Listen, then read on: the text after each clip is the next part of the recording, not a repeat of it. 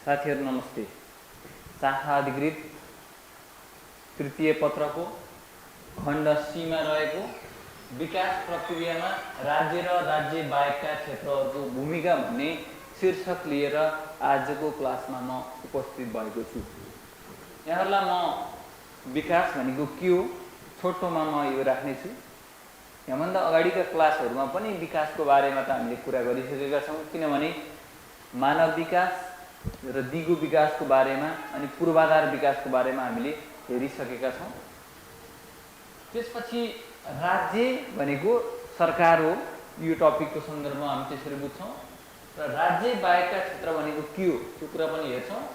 र राज्यको विकास क्रियाकलापमा राज्यको भूमिका के कस्तो हुन्छ र राज्य बाहेकका विभिन्न क्षेत्रहरूको भूमिका के कस्तो हुन्छ भन्ने कुरा हेर्छौं र हामी यसलाई निष्कर्ष मार्फत टुङ्ग्याउने प्रयत्न गर्छौं। अब लागौं विकास।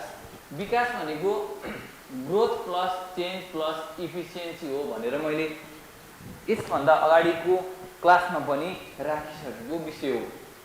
Growth plus change plus efficiency हो। विकास भनेको सकारात्मक परिवर्तन हो भनेर हामी भन्छौं, तर 1990 पछि विकसित भएको मान्यताले के भन्छ भने विकास भनेको अब परिवर्तन मात्रै होइन, यो वृद्धि पनि हो, यो परिवर्तन पनि हो र यसमा क्षमता पनि बढ्नु हो भन्छ विकास भनेको। त्यही भएर समग्रमा विकासलाई हामीले बुझ्दाखेरि विकास भनेको सकारात्मक, गुणस्तरीय र संख्यात्मक वृद्धि विकास हो भनेर हामीले बुझ्नुपर्ने हुन्छ। त्यसमा व्यक्तिको अथवा कुनै पनि चीजको क्षमताको पनि वृद्धि भएको हुनुपर्छ। अब कुनै पनि चीजको परिवर्तन हुँदैमा विकास हुँदैन, कुनै पनि चीज वृद्धि हुँदैमा अब त्यो विकास हुँदैन। वृद्धि र परिवर्तनसँगै त्यसमा क्षमताको पनि विकास हुनुपर्छ, सक्षमताको पनि विकास हुनुपर्छ, ज्ञान सिपको पनि विकास हुनुपर्छ, ज्ञान सिपमा पनि बढोत्तरी हुनुपर्छ। त्यसलाई मात्रै हामीले विकास भन्न सक्छौं। त्यो अर्थमा क्षमताको बढोत्तरी, क्षमतामा आएको आमूल परिवर्तन, गुणस्तरीय र संख्यात्मक बढोत्तरी, यो समग्रतालाई हामी विकास भन्छौं। त्यही भएर G plus C plus E growth plus change plus efficiency is called development भन्न सक्छौं। विकासको केन्द्र भनेको जहिले पनि जनता हुन्छ, जनतालाई केन्द्रबिन्दुमा राखेर विकास गर्ने गरिन्छ। अब यो टपिकमा राज्य भनेको नि, राज्य भनेको सरकारलाई भन्न खोजिएको हो, राज्य भनेर सरकारलाई भन्न खोजिएको हो, जो कार्यपालिका हाँकेर बसेको हुन्छ, जसले राज्य सञ्चालनको मुख्य अभिभारा बोकेको हुन्छ, त्यसलाई हामी सरकार भन्छौं। जनप्रतिनिधिहरूको एउटा संस्था जुन हामी संसद भन्छौं, त्यो संसदको बहुमत प्राप्त दलको नेतृत्वमा कार्यपालिका गठन भएको हुन्छ। त्यो कार्यपालिकालाई हामी सामान्य भाषामा बुझ्दाखेरि कार्यपालिकालाई नै हामीले सरकार भन्ने हो, राज्य भन्ने हो। अब राज्य बाहेकका क्षेत्र भनेको के हो हेरौं। राज्य बाहेकको क्षेत्र भनेको सरकारको साथसाथै विकास क्रियाकलापमा सरकारलाई सहयोग गर्ने विभिन्न तह र तबका छन्, त्यसलाई राज्य बाहेकको क्षेत्र भन्न खोजिएको हो।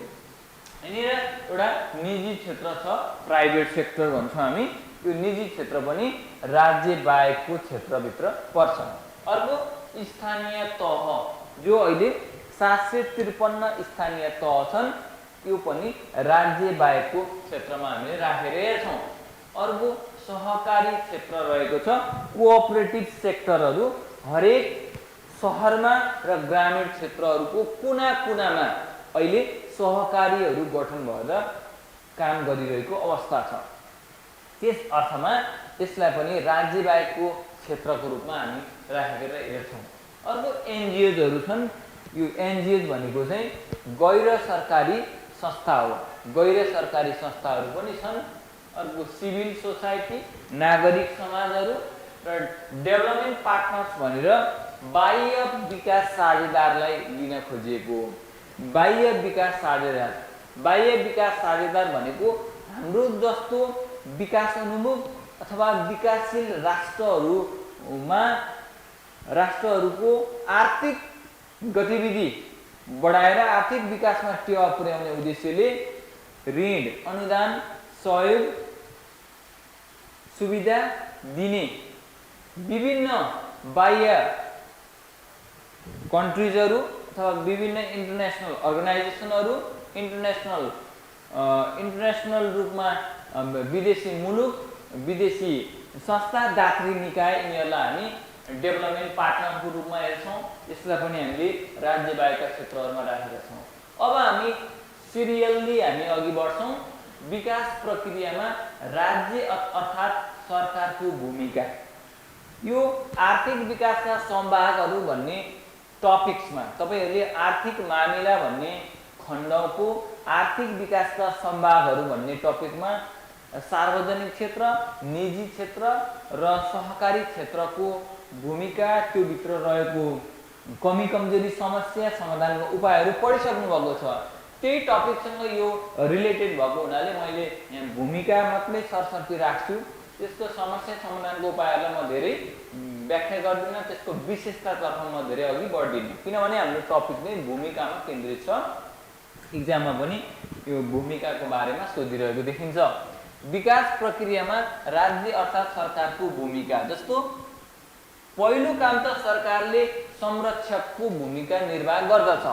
पिछडिएको वर्ग क्षेत्र लगायत सम्पूर्ण जनताको संरक्षकको रूपमा भूमिका निर्वाह गर्ने काम राज्यको। अब पिछडिएको वर्ग क्षेत्र समुदायको त संरक्षण गर्नै परिहाल्यो, त्यसको साथसाथै समग्र राष्ट्रकै जनताको संरक्षण गर्ने प्रमुख दायित्व भनेको सरकारको हुन्छ। त्यही भएर सबै जनताको संरक्षण गर्ने यसको भूमिका हो। अर्को रणनीतिक भूमिका, यो भनेको अहिलेको ओल्डको पछिल्लो ट्रेन्ड भनेको के हो भने विकासको ट्रेन्ड भनेको ग्लोबलाइजेसन हो।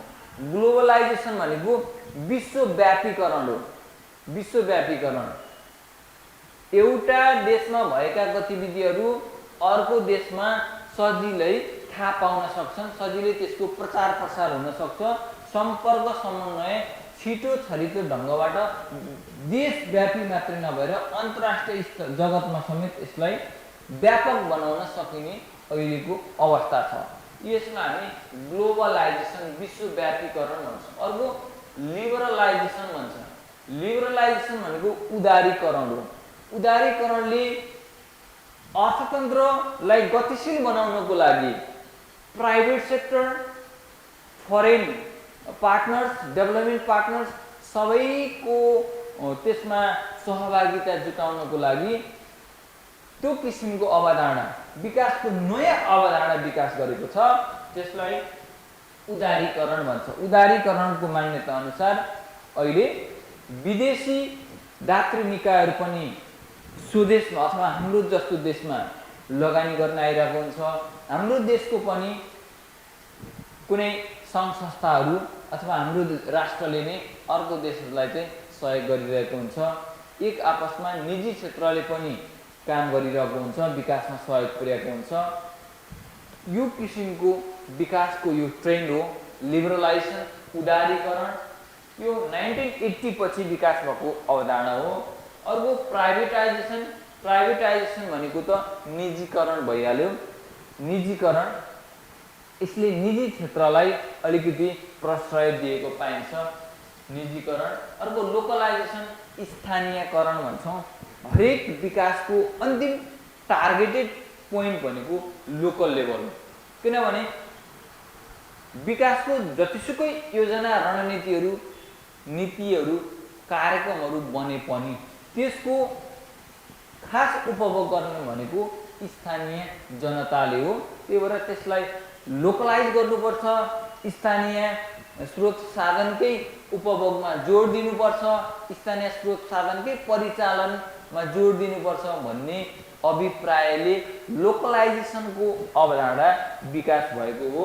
यो ग्लोबलाइजेसन, लिबरलाइजेसन, प्राइभेटाइजेसन, लोकलाइजेसनको सन्दर्भमा राष्ट्रिय नीतिलाई, नेशनल पोलिसीलाई प्रभावकारी बनाउन रणनीतिक तर्जुमा एवं कार्यान्वयन गर्ने रणनीतिक भूमिका चाहिँ कसले खेल्नुपर्छ भन्दा यो ओभरअल सन्दर्भमा, ग्लोबलाइजेसनको सन्दर्भमा, लिबरलाइजेसनको सम्बन्धमा, प्राइभेटाइजेसनको सम्बन्धमा र लोकलाइजेसनको सन्दर्भमा हाम्रो देशको राष्ट्रिय नीतिलाई प्रभावकारी बनाउन त्यो रणनीतिक योजना तर्जुमा गर्ने, कसरी राष्ट्रिय नीतिसँग ग्लोबलाइजेसनको त्यो अवधारणालाई टाइअप गर्ने, राष्ट्रिय नीतिमा प्राइभेटाइजेसनको विषयलाई कसरी आबद्ध गर्ने, राष्ट्रिय नीतिमा लोकलाइजेसनको विषयलाई, राष्ट्रिय नीतिमा लिबरलाइजेसनको विषयलाई कसरी समावेश गर्ने, कसरी समावेश गर्दा हाम्रो राष्ट्रिय नीति प्रभावकारी हुन्छ, यो विषयमा स्ट्राटेजी बनाउने काम सरकारको हो। अरूले राष्ट्रिय नीतिमा रणनीति बनाउँदैन। यो रणनीतिक योजना बनाउने, त्यसको कार्यान्वयन गर्ने मुख्य जिम्मेवारी भनेको सरकारकै हुन्छ। अर्को सहजकर्ताको भूमिका। राष्ट्रिय विकासमा सबैले योगदान गर्ने अवसर, राष्ट्रिय विकासमा सबैले योगदान गर्ने अवसर, सबैले योगदान गर्ने अवसर सिर्जना गर्न सहजीकरण गर्ने। राष्ट्र भनेको सबैको, राष्ट्र भनेको आम, ओभरअलमा हेर्दाखेरि राष्ट्र भनेको आम जनताको। त्यस कारणले सबै तह र तबकाको मानिसहरूलाई राष्ट्रिय विकासमा योगदान गर्ने, राष्ट्रिय विकासमा सहभागी हुने अवसर सिर्जना गर्नुपर्दछ। त्यसमा सहजीकरणको भूमिका राज्यले निर्वाह गर्नुपर्दछ। सबैको ओनरसिप रहनुपर्छ विकासमा, राष्ट्रिय विकासमा भन्नु हो। अर्को स्रोत परिचालकको भूमिका। स्थानीय स्तरमा पनि स्रोत साधनहरू छन्, राष्ट्रिय स्तरमा छन्, अन्तर्राष्ट्रिय स्तरमा रहेको स्रोत साधनको पहिचान गर्नु पर्यो। पहिला त पहिचान गर्नु पर्यो अनि बल्ल त्यसको परिचालन गर्नु पर्यो। स्थानीय स्तरमा के कस्ता स्रोतहरू रहेका छन्, राष्ट्रिय स्तरमा के कस्ता स्रोतहरू रहेका छन्, अन्तर्राष्ट्रिय स्तरमा के कस्ता साधन स्रोतहरू रहेका छन् जसले विकासको क्रियाकलापमा महत्त्वपूर्ण भूमिका खेल्न सकोस्। त्यस्ता स्थानीय, राष्ट्रिय र अन्तर्राष्ट्रिय स्तरमा रहेका स्रोत साधनहरूको पहिचान गरी सोको उचित परिचालन गर्ने भूमिका पनि सरकारको हुन्छ। त्यही भएर स्रोत परिचालकको भूमिका, रिसोर्स मोबिलाइजरको भूमिका राज्यले निर्वाह गर्छ। अर्को अनुगमन र मूल्याङ्कनकर्ताको भूमिका। आफैले गरेको काम अथवा अन्य निकायबाट भए गरेका कामको MNE गर्ने, मोनिटरिङ र इभ्यालुएसन गर्ने, त्यसको अवलोकन गर्ने, त्यसको निरीक्षण गर्ने र त्यसको मूल्याङ्कन गर्ने। राज्यले आफैले गरेको काम पनि अनुगमन र मूल्याङ्कन गर्छ र राज्य बाहेकका निकायले गरेको कामको पनि अनुगमन र मूल्याङ्कन गर्ने र त्यसको फिडब्याक दिने, त्यसलाई नियमनको दायरामा ल्याउने, नियमन गरेर कानुनको दायरामा ल्याउने, त्यसलाई सजग गराउने काम पनि राज्यले गर्ने भएको हुनाले अनुगमन र मूल्याङ्कनकर्ताको भूमिका अरूले होइन, राज्य अथवा सरकारले गर्ने भूमिकामा राख्नु परेको छ। अर्को समन्वयकर्ताको भूमिका। विभिन्न निकायहरूबीच समन्वय गर्ने। विभिन्न निकाय भनेर विकासका सरकारवाला निकायहरूबीच एक आपसमा समन्वय गर्ने भूमिका पनि राज्यले निभाउनु पर्ने हुन्छ। आपसी समन्वय भएन भने विकासको गतिविधिहरू परिणाम निकाल्न सक्ने गरी अघि बढ्न सक्दैनन्। अर्को योजनाकर्ताको भूमिका। लङ टर्म डेभलपमेन्टको राष्ट्रिय योजना बनाउने। राष्ट्रिय योजना आयोग भनेरै जुन देशमा, हाम्रो देशमा गठन भएको छ हो, यस्तो राष्ट्रिय योजना आयोगले दीर्घकालीन विकासको राष्ट्रिय योजना तर्जुमा गर्छ। त्यसलाई आवधि योजना मार्फत अथवा त्यसलाई वार्षिक बजेट मार्फत राष्ट्रको नीतिमा समावेश गरेर अघि बढ्ने कार्य जुन गरिन्छ त्यो। त्यस कारणले राज्यको भूमिकामा योजनाकर्ताको भूमिका भनेर हामी यसरी राख्छौँ। विकासमा राज्यको भूमिका के छ? लङ टर्म डेभलपमेन्टको राष्ट्रिय योजना बनाउने। अर्को वार्ताकारको भूमिका, नेगोटिएटरको भूमिका अथवा नेगोसिएटर भन्छौँ हामी। नेगोसिएसन गर्ने इन्ट्रेस्ट ग्रुपहरू हुन्छन्, विभिन्न स्वार्थ समूहहरू हुन्छन्, विदेशी मुलुकहरू, अन्य सरकारवालासँग वार्ता गर्ने र विकासको क्रियाकलापमा सबैलाई विश्वासमा लिएर अघि बढ्ने काम पनि राज्यकै हुन्छ। त्यही भएर विकास प्रक्रियामा राज्यको भूमिका अथवा सरकारको भूमिका लेख्नु पर्यो भने हामीले संरक्षकको भूमिका, रणनीतिक भूमिका, सहजकर्ताको भूमिका, स्रोत परिचालकको भूमिका, अनुगमन र मूल्याङ्कनकर्ताको भूमिका, समन्वयकर्ताको भूमिका, योजनाकर्ताको भूमिका, वार्ताकारको भूमिका भनेर यसरी हामीले राखेर हेर्न सक्छौँ। मलाई के विश्वास छ भने तपाईहरुले यति हेरिसके पछाडि र मैले भनेका कुराहरू सुनिसके पछाडि विकास प्रक्रियामा राज्य अथवा सरकारको कस्तो भूमिका हुँदो रहेछ भन्ने कुरो थाहा पाइसक्नु भएको छ। अब यो भूमिका अनुसार काम भएको छ कि छैन, काम भएको छैन भन्ने तपाईहरुलाई लाग्छ भने त्यो विकास प्रक्रियामा अथवा आर्थिक विकासको क्रियाकलापमा सरकारको कमी कमजोरी भनेर हामी औल्याउन सक्छौँ। त्यसलाई समस्यामा राख्न सक्छौँ। अब लागौँ हामी विकास प्रक्रियामा निजी क्षेत्रको भूमिका, प्राइभेट सेक्टरको कस्तो भूमिका हुन्छ? प्राइभेट सेक्टरको भूमिका, प्राइभेट सेक्टर भनेको राष्ट्रको विकासमा महत्त्वपूर्ण हिस्सा ओगटेको एउटा सेक्टर हो, जोसँग नयाँ नवीनतम ज्ञान सिप र क्षमता रहेको हुन्छ। उनीहरू विशुद्ध नाफा कमाउने उद्देश्यले काम गर्ने गर्दछन्। उनीहरू लगानी गर्दछन् र लगानी अनुसारको प्रतिफल प्राप्तिमा अहोरात्र खटिन्छन्। उनीहरूमा ज्ञान सिप र क्षमता यति हुन्छ, उनीहरूले अन्तर्राष्ट्रिय प्र्याक्टिसलाई समेत अवलम्बन गरेर राष्ट्रको विकासमा गरिबी निवारण, रोजगारी सिर्जना गर्ने सन्दर्भमा महत्त्वपूर्ण भूमिका निर्वाह गरेका हुन्छन्। अब उनीहरूको यो भूमिकालाई बुँदागत रूपमा हामी यसरी हेर्न सक्छौँ। विश्व अर्थव्यवस्थामा प्रतिस्पर्धा गर्न सक्ने क्षमता वृद्धि गर्ने एउटा उनीहरूको भूमिका रहेको हुन्छ। अहिलेको विश्व अर्थव्यवस्थामा प्रतिस्पर्धा गर्न सक्ने क्षमता वृद्धि गर्ने, विश्व अर्थव्यवस्थामा कम्पिटिसन गर्नको लागि आफ्नो देशको अर्थतन्त्रका फ्याक्टरहरूलाई पनि, अर्थतन्त्रका सम्पूर्ण कम्पोनेन्टहरूलाई पनि सक्रिय बनाउनु पर्ने हुन्छ। जनशक्ति दक्ष बनाउनु पर्ने हुन्छ।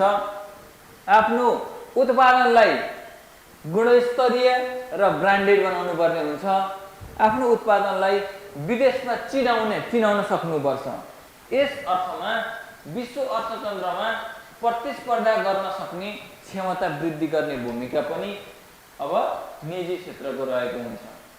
उपभोक्ता हितलाई ध्यानमा राखी व्यवसाय सञ्चालन गर्ने, उपभोक्ताको हितलाई ध्यानमा राखेर प्रचलित नियम कानुन अनुसार, प्रचलित नियम कानुनको परिपालना गरेर व्यवसाय सञ्चालन गर्नु पर्दछ। यो व्यवसाय सञ्चालन गर्ने पनि निजी क्षेत्रको भूमिका हो। अर्को सम्बन्धित नीति तथा योजना तर्जुमामा सरकारलाई सहयोग गर्ने भनेको निजी क्षेत्रसँग जोडिएको नीति योजना बनाउने सिलसिलामा सरकारलाई सहयोग गर्ने हो। निजी क्षेत्रको हितलाई ध्यानमा राखेर सरकारलाई सहयोग गर्ने योजना बनाउन, पीपीपी को अवधारणालाई कार्यान्वयन गर्न सहयोग गर्ने, पब्लिक प्राइभेट पार्टनरशिप, सार्वजनिक निजी साझेदारीको अवधारणालाई कार्यान्वयन गर्न सहयोग गर्ने हो।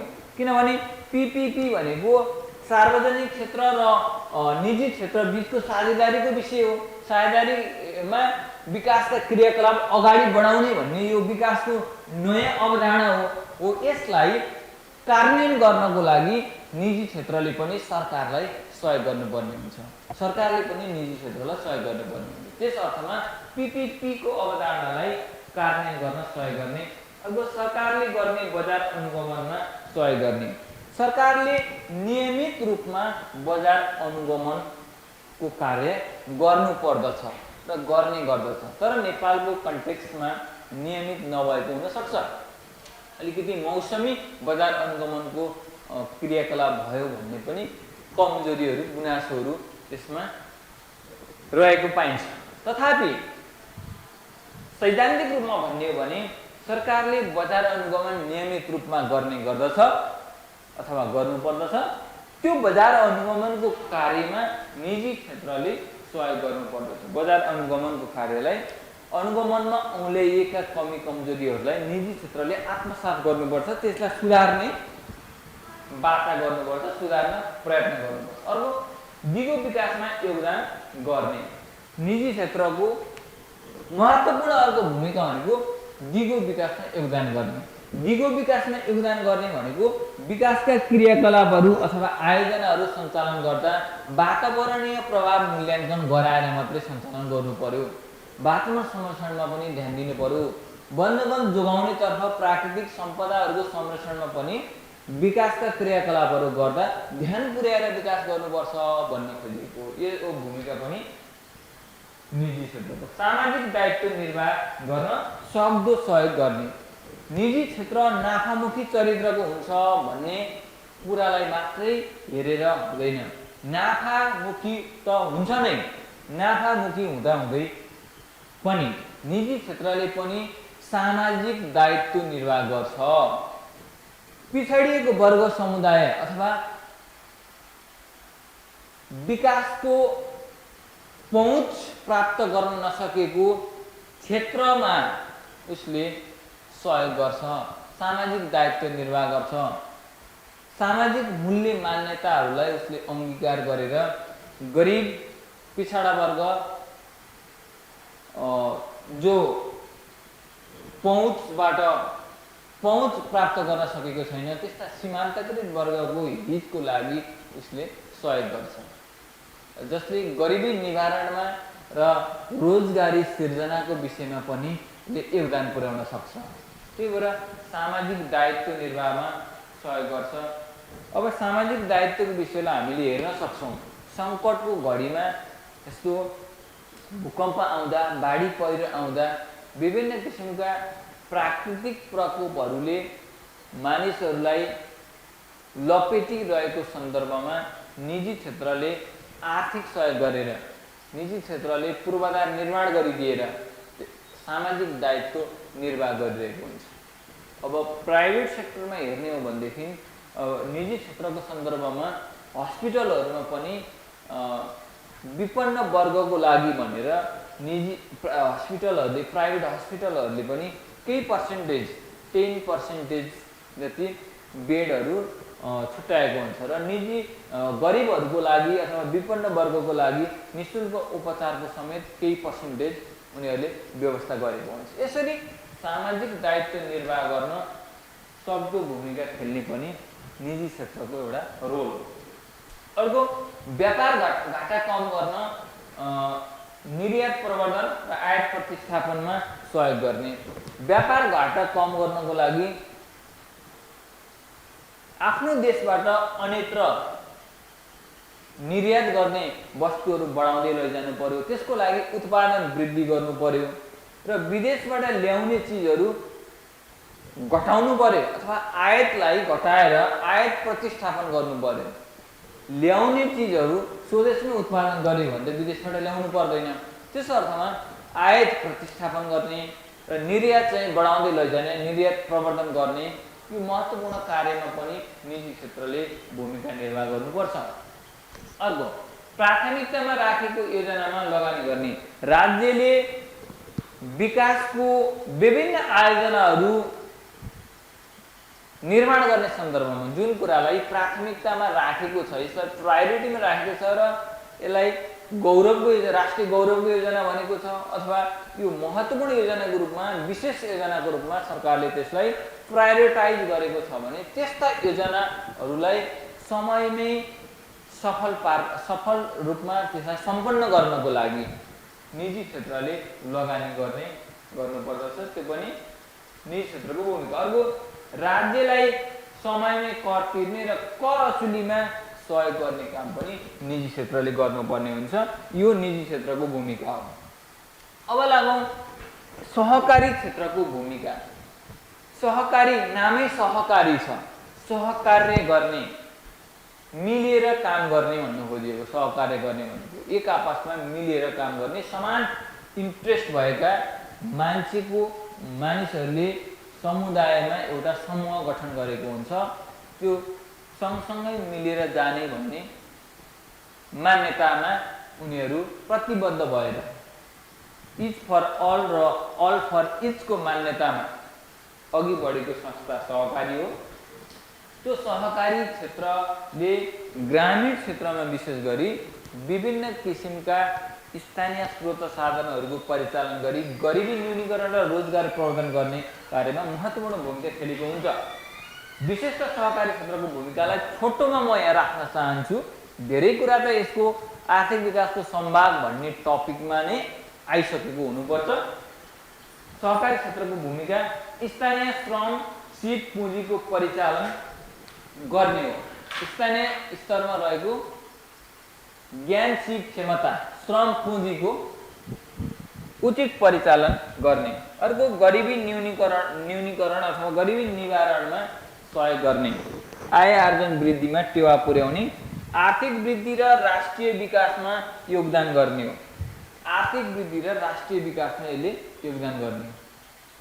आर्थिक वृद्धिमा अब समुदाय स्तरमा रोजगारीका अवसरहरू सिर्जना गर्ने, विभिन्न किसिमका सानातिना उद्योगहरू, लघु उद्योगहरू सञ्चालन गर्ने, कृषि व्यवसाय सञ्चालन गर्ने, पशुपालनका व्यवसायहरू सञ्चालन गर्ने, यी गतिविधिहरू स्थानीय स्तरमा गरेर आर्थिक वृद्धि गर्दै राष्ट्रिय विकासमा महत्त्वपूर्ण योगदान पुर्याउने पनि सहकारीको भूमिका हुन्छ। अर्को, छुवाछुत र सामाजिक कुरीतिको अन्त्य गर्न सहयोग पुर्याउने। स्थानीय स्तरमा व्याप्त छुवाछुत, विभेद, अन्याय, अत्याचार, कुरीति, कुसंस्कारहरू घटाउनको लागि सहकारी क्षेत्रले सामूहिक रूपमा पहल गर्दछ। त्यस्तो भूमिका पनि निर्वाह गर्नुपर्छ। अर्को, लोकतन्त्रको प्रवर्धन गर्ने। सहकारीको सिद्धान्तमा नै प्रजातान्त्रिक निर्णयको कुरा सिद्धान्तमा नै उल्लेख गरेको हुन्छ। डेमोक्रेटिक सिस्टम त्यहाँ लागू हुन्छ। त्यस अर्थमा यसले प्रजातन्त्रको प्रवर्धन गर्न अथवा लोकतन्त्रको प्रवर्धन गर्न पनि भूमिका खेल्नु पर्दछ भनेर लोकतन्त्रको प्रवर्धनको कुरा यहाँ उठान गरिएको हो। यो भूमिका निर्वाह गर्ने। अब हामी लागौँ स्थानीय तहको भूमिका।